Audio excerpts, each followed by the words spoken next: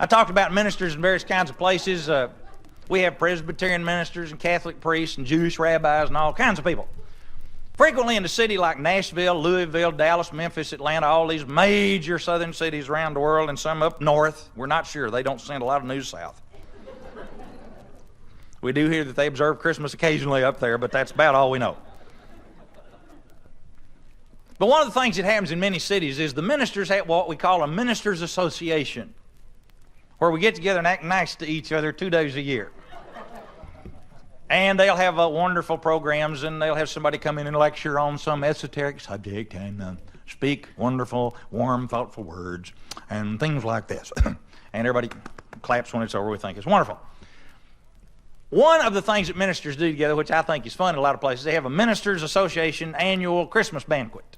All get together and celebrate the season, bring our spouses and all get together and just have a wonderful warm time. Joy to the world. We sing and we have wonderful prayers and good thoughts, and it's just a fun time. And they'll put the Church of Christ people at the table with the Baptists, and they'll just smile at each other and know each other's wrong, but they try to tolerate it for 2 hours. And Methodists can get along with anybody, so they put them with the Catholics and the Jewish folks and all over, just trying to be nice to each other. One such banquet was being held years ago in a fun town, and they're all in here, all celebrating Christmas.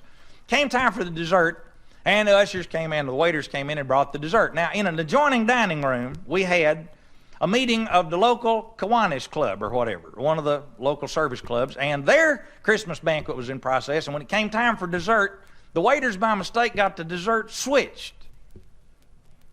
And they took the chocolate ice cream and cake that was supposed to go to the ministers to the service club. They took the spiked watermelon that was supposed to go to the service club to the ministers. About halfway through the dessert, the head waiter realized what had happened. His eyes popped out just like, oh no.